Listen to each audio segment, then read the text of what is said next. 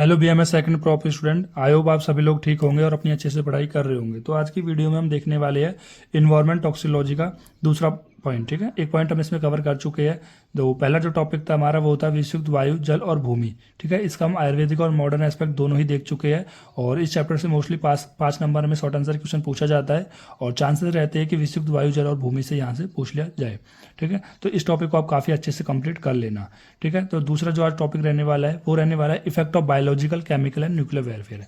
तो इसको समझाने से पहले एक बार थोड़ा बता देता हूँ कि अगर आपने अभी तक मेरे 5 चैप्टर नहीं देखे हैं, ठीक है, अगर तंत्र के अगर आपने 5 चैप्टर नहीं देखे हैं तो आप प्लेलिस्ट वाले ऑप्शन में जाके उन 5 चैप्टर की वीडियो को देख सकते हो। ठीक है, तो अभी तक हमने क्या करा दिया, ये हमारा चैप्टर नंबर 6 रहने वाला है। इन्वायरमेंट टॉक्सिकोलॉजी चैप्टर का नाम है और इन्वायरमेंट टॉक्सिकोलॉजी के अंदर हम क्या कर रहे हैं, इन्वायरमेंट के टॉक्सिक के बारे में स्टडी कर रहे हैं। मतलब इन्वायरमेंट में कौन कौन से हमारे टॉक्सिक हो सकते हैं। देखो इन्वायरमेंट में क्या आता है, सोयल आती है, ठीक है, एयर आता है, वाटर आता है। तो इनमें किस किस तरह से पोल्यूशन हो सकता है, ये सारे इन्वायरमेंट के अंदर आता है। इनके बारे में स्टडी हमें करनी है, जो हम पहले लेक्चर में कर चुके हैं।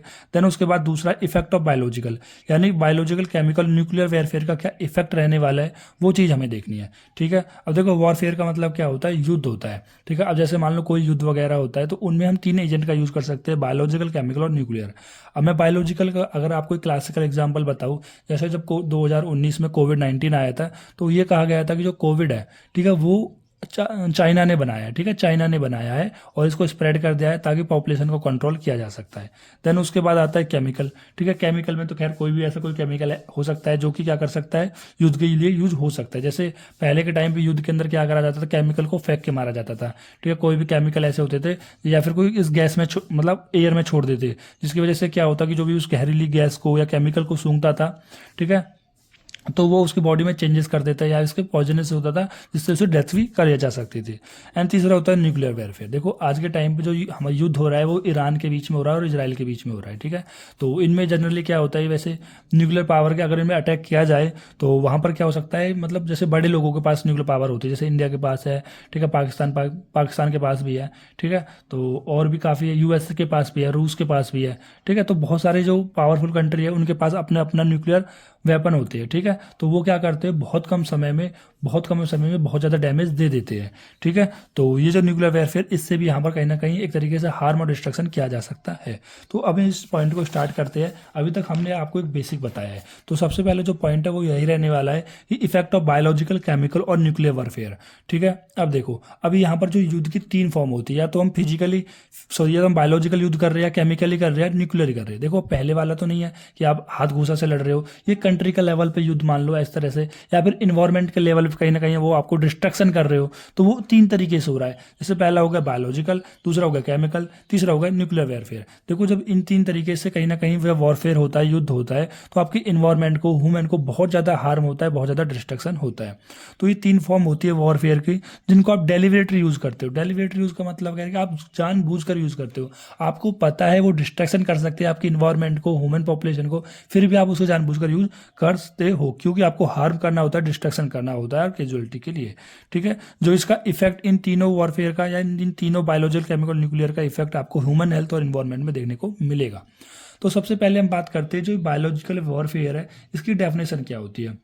अब देखो भाई, बायोलॉजिकल नाम से क्लियर है तो कहीं ना कहीं उसमें बायोलॉजिकल एजेंट होंगे, मतलब इसमें जो कहीं ना कहीं जो हार्म हो रहा होगा, डिस्ट्रक्शन हो रहा होगा ह्यूमन पॉपुलेशन को या फिर ह्यूमन हेल्थ को, वो किसकी वजह से हो रहा होगा, बैक्टीरिया की वजह से, वायरस की वजह से, फंगी की वजह से, क्योंकि वो बायोलॉजिकल एजेंट के अंदर आता है। वही डेफिनेशन में लिखा हुआ भी है कि deliberate use of biological agent, bacteria, virus, fungi, toxin. देखो पहले के टाइम पे क्या होता था, जैसे अभी एक नया वायरस आ गया, पहले के टाइम पे स्मॉल पॉक्स आ गया, ठीक है, चिकन पॉक्स आ गया, तो पहले के टाइम पे वो क्या थे, नए वायरस थे जो कि आपके इकोसिस्टम को, ह्यूमन पॉपुलेशन को बहुत ज़्यादा हार्म और डिस्ट्रक्शन करते थे। तो वो किसके अंदर आते हैं, बायोलॉजिकल एजेंट के अंदर आते हैं। ठीक है, and can cause harm, illness और death in human, animal and plant. ठीक है, तो ये क्या करते हैं कि हार्म कर सकते हैं, इल कर सकते हैं और यहाँ तक कि डेथ भी कर सकते हैं ह्यूमन, एनिमल और प्लांट्स की भी।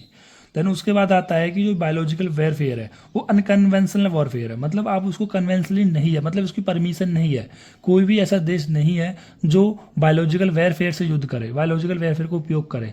ठीक है, नहीं कर सकते हैं। तो ये कैसा है, ये प्रोहिबिटेड कर दिया गया था। प्रोहिबिटेड कितने क्या है, BWC। BWC क्या होता है, बायोलॉजिकल वेपन सी से मुझे ध्यान नहीं आ रहा है, शायद बायोलॉजिकल वेपन कन्वेंशन, हाँ, तो बायोलॉजिकल वेपन कन्वेंशन। तो BWC ने 1972 में जो बायोलॉजिकल वेयरफेयर है उसको बंद कर दिया था, उसको इलीगली कर दिया गया। मतलब इसको कोई भी ऐसा कोई देश है नहीं जो बायोलॉजिकल वेयरफेयर तरीके से कोई युद्ध वगैरह या फिर इस तरह से कोई कर सके, ठीक है। देन हम इसके एजेंट की बात करते हैं, BWA क्या होता है हमारा। देन अब हम बात करते हैं एजेंट के बारे में। तो एजेंट कौन से होता है, देखो यहाँ पर BWA, तो बायोलॉजिकल वेयरफेयर एजेंट। तो यहाँ पर बताया गया 2 प्रकार के होते हैं, एक होता है नेचुरल पैथोजन वगैरह, ठीक है, जो नॉर्मली होते हैं। दूसरा होता है जिनको जेनेटिकली इंजीनियर किया गया हो। जेनेटिकली इंजीनियर मतलब नॉर्मली उन्हें बनाया गया हो, मतलब कहीं ना कहीं उनके DNA वगैरह में या उनके जीन वगैरह में चेंज करके उन्हें बनाया गया हो, आर्टिफिशियली बनाया। क्यों बनाते हैं सर, क्योंकि इसके पीछे का रीज़न ये होता है कि कहीं ना कहीं जो बायोलॉजिकल वेयरफेयर स्ट्रेटेजी होती है, ठीक है, जैसे मैंने आपको कोविड का एग्जांपल बताया कि जैसे कोविड को बताया जाता है कि चाइना ने यहाँ पर कहीं लैब वगैरह में बनाया गया है, क्योंकि इसको जेनेटिकली चेंज करके ताकि यहाँ पर पॉपुलेशन को कंट्रोल किया जा सकता है, ठीक है। तो इसी तरह से यहाँ पर ही जेनेटिकली कुछ इंजर्ड होते हैं। अब जैसे यहाँ पर स्मॉल पॉक्स हो गया, जिसको वैरूला होता है, फिर बोटुलिज्म टॉक्सिन होगा, इसको क्लोस्ट्रीडियम बोटुलिज्म होता है।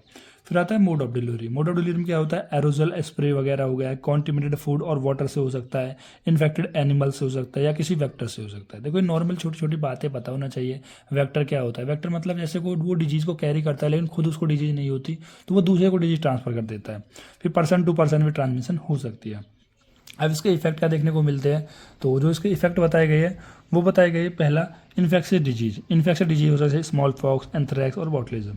रिस्पिरेटरी इलनेस हो सकती है, इनहेलेशन ऑफ एरोलोजन एजेंट। तो इन्हें अगर आप किसी भी एरोलोजन एजेंट को इनहेल करते हो तो आपको रिस्पिरेटरी इलनेस जैसी प्रॉब्लम आ सकती है। देन उसके बाद आता है ADRS, ठीक है, ADRS एंड न्यूमोनिया वगैरह भी आपको हो सकता है। तो यहाँ पर ADRS की फुल फॉर्म होती है कि एक्यूट डिस्ट्रेस रेस्पिरेटरी सिंड्रोम, हाँ, एक्यूट डिस्ट्रेस रेस्पिरेटरी सिंड्रोम और न्यूमोनिया। ये रेस्पिरेटरी इलनेस से आपको इफेक्ट देखने को मिल सकते हैं बायोलॉजिकल वेयरफेयर से, ठीक है। फिर आते हैं गैस्ट्रो इंटेस्टाइनल इलनेस, जैसे कि इंडाइजेशन ऑफ कंटिमिनेटेड फूड।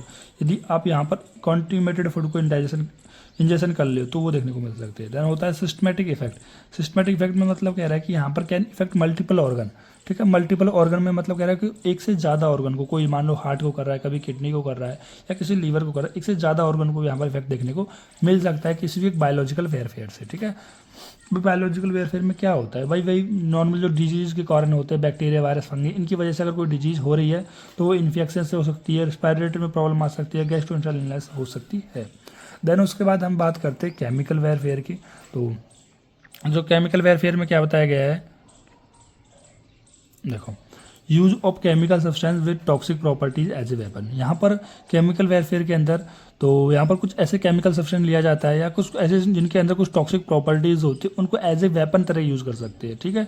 जैसे CWA, तो केमिकल वेयरफेयर एजेंट में क्या होता है, ये हाईली डेंजरस होते हैं, ठीक है। कि जैसे इंडस्ट्रियल एक्सीडेंट वगैरह होता है, जैसे आपने देखा होगा कि कुछ इंडस्ट्रीज होती है या पहले की कुछ जो कोई बड़ी इंडस्ट्री बनी हुई थी उसमें आग लगी या केमिकल कुछ रिएक्शन हो गई जिसकी वजह से यहाँ पर कोई दुर्घटना घट गई, या फिर टेररिस्ट अटैक के लिए भी यहाँ पर क्या है, केमिकल वेयरफेयर में यूज़ होता है। देखो टेररिस्ट अटैक में मतलब क्या होता है कि जब भी कोई टेररिस्ट अटैक करता है तो वह कुछ ऐसे केमिकल फेंकता है। आपने देखा होगा मूवी वगैरह में कुछ धुआं फेंक दिया, तो वो क्या है, केमिकल है, उस धुएं को सुन के लोग मर गए, जहरीली गैस हो गई, तो इनका यूज़ करना है, ठीक है। तो टेररिस्ट अटैक वगैरह में केमिकल वेयरफेयर का यूज़ किया जाता है। देन इसके मेन कैटेगरीज बताई गई है, जैसे कि अगर नर कुछ ऐसे केमिकल्स होते हैं जो नर पे एजेंट होते हैं, मतलब नर पे काम करते हैं, जैसे कि सैरिन हो गया, कुछ ब्लिस्टर एजेंट होते हैं, मतलब वो आपकी बॉडी में फोड़े फुंसी करा देते हैं, जैसे कि मस्टर्ड लुइस्ट हो गया, या कुछ चोकिंग एजेंट होते हैं, मतलब जो कहीं ना कहीं आपको जो रिस्पायरेटरी रिलेटेड प्रॉब्लम है, मतलब जो रिस्पायरेशन करने वाले ट्रेके वाली मसल्स है, उनको कहीं ना कहीं कह रहा है वो चौक कर देता है, जिसकी वजह से आपको यहाँ पर ऑक्सीजन वगैरह नहीं मिलती। जैसे क्लोरीन और फॉस्फेजिन ये काम करती है चौक करने का।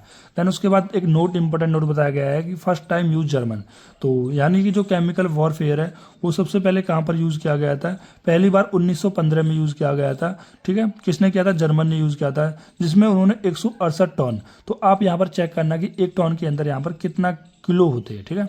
तो 168 टन यहाँ पर इन्होंने क्लोरीन लिया था, तो उस क्लोरीन को यहाँ पर वाई प्रेस बेल्जियम में वहाँ पर उन्होंने छोड़ा गया था, जिसकी वजह से यहाँ पर करीब करीब 5,000 एलिट सोल्जर की यहाँ पर डेथ हो गई थी। ठीक है, अब यहाँ पर देखो जो ये दो केमिकल का यूज़ किया गया था वो कौन कौन से थे। पहला जो केमिकल था वो था इथाइल ब्रोमो एसीटेट, दूसरा था क्लोरो एसीटेट। मैंने बताया ना क्लोरो का यूज़ करा है, क्लोरो के साथ एसीटेट का। ठीक है, तो इथाइल ब्रोमो एसीटेट और क्लोरो एसीटेट, तो इन दो केमिकल का पहले केमिकल वॉरफेयर में यूज़ किया गया, तो याद रखना है, काफ़ी इंपॉर्टेंट है। देन इसका हम किस तरह से यूज़ कर सकते हैं, लिक्विड एरोजोल और वेपर की फॉर्म में। देखो पहला होता है लिक्विड, मतलब कोई केमिकल लिक्विड में होगा या फिर वेपर में होगा। भाई वेपर में तो डायरेक्टली कोई सूंघेगा वगैरह और मर जाएगा, या फिर कोई भी और भी सिम्टम देखने को मिल सकते हैं। दूसरा होता है लिक्विड की, लिक्विड को पी लिया तो उससे भी बहुत ज़्यादा डिस्ट्रक्शन वगैरह हो सकता है। जैसे लिक्विड एजेंट जो कि कैसा है, easily penetrate and skin and clothing, जो इजिली पेनिट्रेट कर जाता है स्किन में और क्लोथ के अंदर भी। ठीक है, जैसे मैं बता रहा हूँ, जैसे कोई वॉर वगैरह होती है, अगर वो केमिकल फेंक के मारते हैं तो वो आपके जो कपड़े होते हैं उनमें से इजिली पेनिट्रेट करके आपकी स्किन में पहुंच जाता है और स्किन में यहाँ पर कुछ ना कुछ वो डिस्ट्रक्शन है, हार्म करता है। देन उसके बाद वेपोर इनहेलेशन। वेपोर इनहेलेशन में क्या होता है कि वेपोर को इनहेलेशन कर लेता है, तो इसका इंपैक्ट लोकली दिख सकता है, सिस्टमैटिक दिख सकता है। लोकली तो ठीक है, सिस्टमैटिक मतलब अलग अलग सिस्टम पे दिख सकता है। ठीक है, कार्डियोवास्कुलर सिस्टम पे, नर्वस सिस्टम पे, डाइजेस्टिव सिस्टम पे। देन उसके बाद मस्टर्ड है, तो मस्टर्ड में क्या बताया गया है कि ये chemical weapon since world war first blister formation, तो पहली वर्ल्ड वॉर यूज में मस्टर्ड का यहाँ पर उपयोग किया गया था। तो ये सारा किसके अंदर आता है, केमिकल वॉरफेयर के अंदर आता है। देन उसके बाद हम बात करते हैं न्यूक्लियर वॉरफेयर के अंदर। ठीक है, तो न्यूक्लियर वॉरफेयर के अंदर क्या है कि nuclear warfare is a military conflict और political strategy in which nuclear weapon are you use in inflict damage to neighbours. देखो यहाँ पर जब भी एक मिलिट्री वगैरह होती है, तो मिलिट्री जब जंग वगैरह लड़ते हैं कोई दूसरे देश से, तो वहाँ पर हम न्यूक्लियर वेपन को यूज़ कर सकते हैं। और जो न्यूक्लियर वेपन है वो बहुत ज़्यादा एडवर्स डैमेज कर सकता है। ठीक है, तो ऐसे ही हम न्यूक्लियर वेपन को कहीं नहीं चला सकते हैं। न्यूक्लियर वेपन कब है, जब आपका लास्ट स्टेज होती है, तभी यहाँ पर न्यूक्लियर वेपन का यूज हो जाता है। जो न्यूक्लियर वेपन है वो डिस्ट्रक्शन वेरी शॉर्ट पीरियड, मतलब बहुत कम समय में बहुत ज़्यादा डिस्ट्रक्शन कर देता है। Long term consequence due to the radiation and generate by it, और उसका जो लॉन्ग टर्म तक यहाँ पर कॉन्सिक्वेंस देखने को मिलता है। देखो एक हारिसोमा कह रहा है कि हारिसोमा और एक नागासाकी। ठीक है, तो ये दो ऐसे प्लेस है जहाँ पर न्यूक्लियर वेपन का यूज़ किया गया था, तो जिनकी वजह से आज भी जो वहाँ की जनरेशन होती है उसमें कहीं ना कहीं कोई ना कोई म्यूटेशन चेंज या कोई ना कोई डिजीज आपको देखने को मिलती है, जबकि वो बहुत साल पहले किया गया था। लेकिन वही है कि उसका जो रेडिएशन है वो उस एनवायरनमेंट में रह जाता है, जिसकी वजह से आपको वहाँ पर कुछ ना कुछ चेंजेस देखने को मिलते रहते हैं। तो यही बताया गया। देखो फिर और destruction power from nuclear reaction. ठीक है, डिस्ट्रक्शन पावर जो फ्रॉम न्यूक्लियर बहुत ज़्यादा होती है, या तो वो फिजन के थ्रू होते हैं, फिजन बॉम्ब से, फ्यूजन से होते हैं थर्मोन्यूक्लियर बॉम्ब से। देखो जब सेकंड वर्ल्ड वॉर हुआ था तो यूएसए ने यहाँ पर दो न्यूक्लियर वेपन का यूज़ किया था। पहला जो न्यूक्लियर वेपन का यूज़ किया था यूएसए ने वो 6 अगस्त 1945 में किया गया था। ठीक है, जो न्यूक्लियर वेपन कैसा था, उसमें यूरेनियम गन टाइप बॉम्ब थे, जिसको जापानीज की एक सिटी होती है हारिसोमा। ठीक है, जो मुझे प्रोनाउंस करना इतना अच्छा नहीं आ रहा है, हारिसोमा करके जापानी सिटी, जहाँ पर पहले न्यूक्लियर वेपन को यहाँ पर यूज़ किया गया था। ठीक है, फिर उसके 3 दिन बाद ही 9 अगस्त 1945 को यहाँ पर प्लूटोनियम इम्पोल्यूशन टाइप बॉम्ब का यहाँ पर उन्होंने जापान सिटी की जो दूसरी सिटी थी नागासाकी, उस पर यूज़ किया गया था। तो आज हारिसोमा जो नागासाकी है, यहाँ पर जो भी नया कोई व्यक्ति होता है जिसका जन्म होता है, उसमें कुछ ना कुछ यहाँ पर चेंजेस देखने को मिलते हैं म्यूटेशन के कारण। ठीक है, देखो आप कहोगे सर 1945 में हुआ था, लेकिन आज 2026 तक भी क्यों चेंजेस मिल रहे हैं, जो उनकी जो नई जनरेशन आ रही है उनकी वो खराब क्यों आ रही है, क्योंकि वहाँ पर के एटमॉस्फेयर में रेडिएशन रह गया है और रेडिएशन की वजह से उनमें कोई ना कोई चेंजेस रहा है, जिसकी वजह से डिफेक्टिव आपको देखने को मिलते हैं। तो अब इसके इफेक्ट क्या मिलते हैं न्यूक्लियर वॉरफेयर के। पहला है एक्यूट रेडिएशन सिकनेस। ठीक, अब देखो अब एक्यूट रेडिएशन सिकनेस क्या होता है कि एक्यूट मतलब अचानक से।